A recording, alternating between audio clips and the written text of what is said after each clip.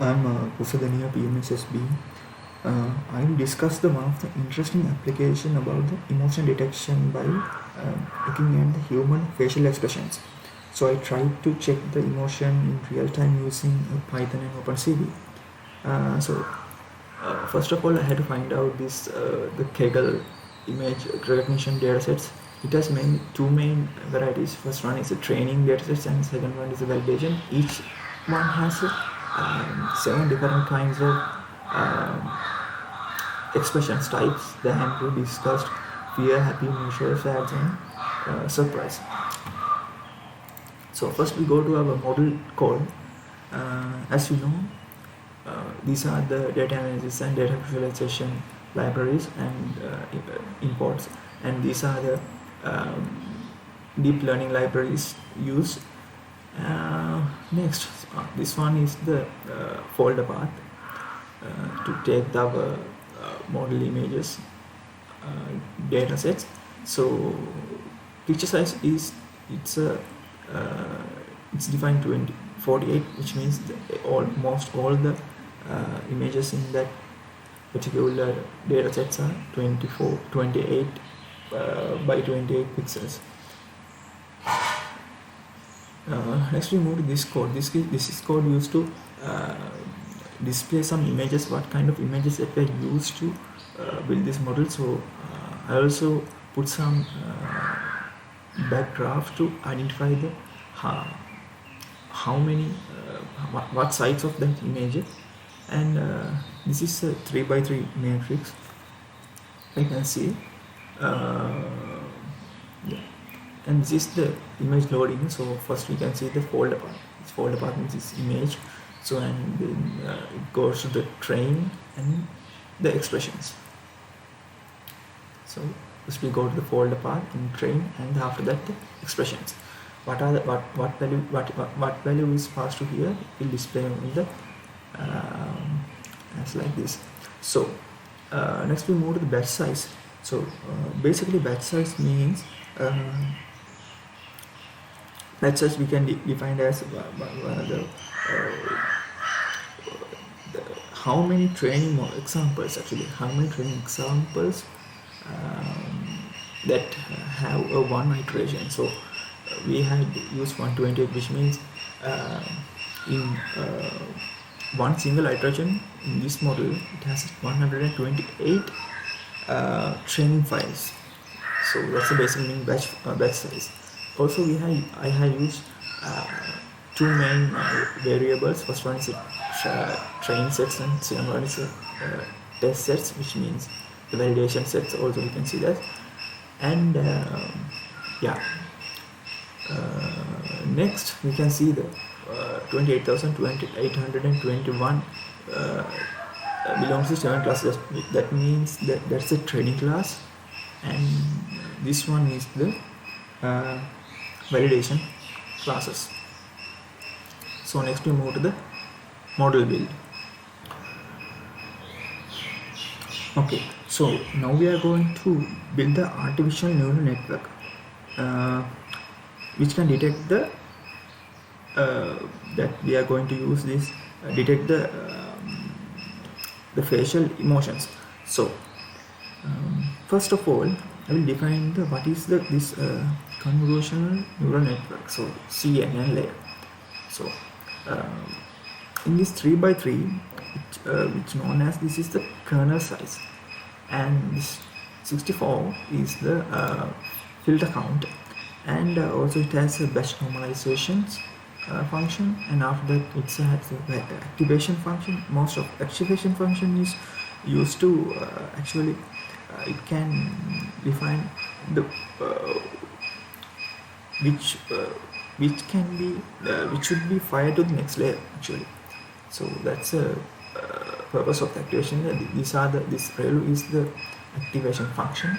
So it also has a max pooling 3D. So max pooling 3D can extract the important feature of the particular image. So so next we move to this flatten layer. So the flatten layer can collapse the input sizes. So then using this dense function, it can connect all the layers. So in this Adam optimizer, it has a LR means this learning rate in this our model. So the output of this code, we can see this sequential model output. So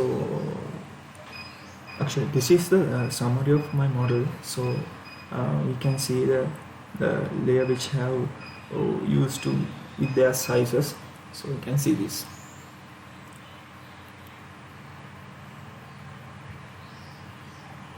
So we can see the total parameters and the trainable parameters and the non-trainable parameters.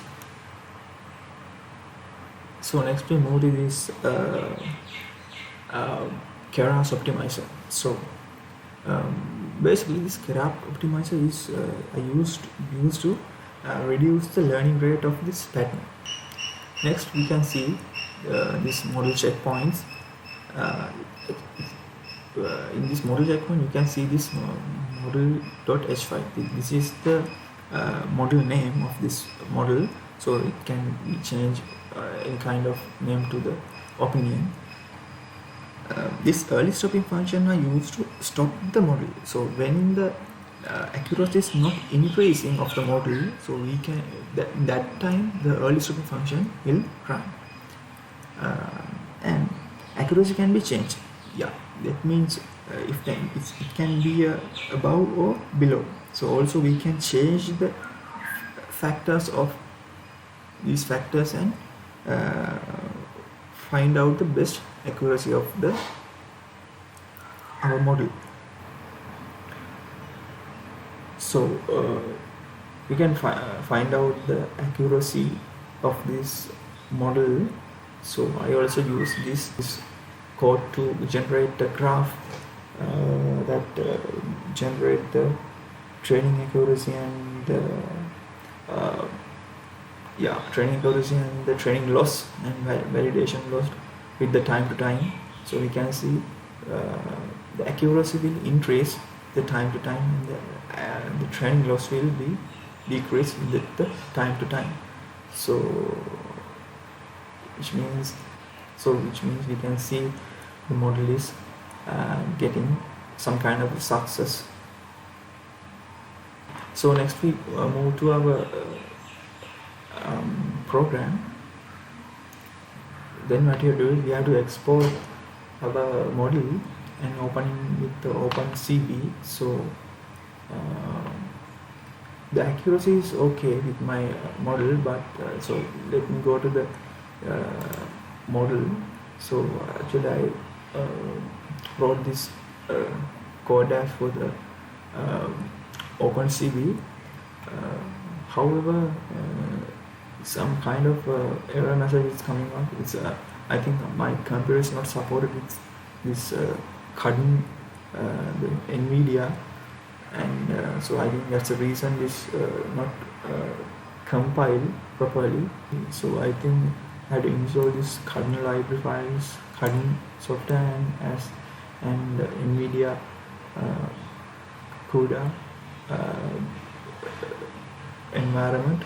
So the reason is in my PC I don't have enough space to install the NVIDIA CUDA, so I think that's the reason it's not compiling properly. So however, hopefully I find out some way to make some spaces and get the proper output.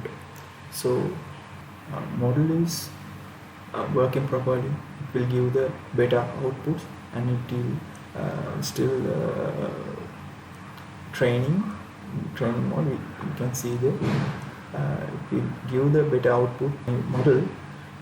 So hopefully I will find a way to use this in opemcv and give the live feedback, live real-time outputs with opemcv.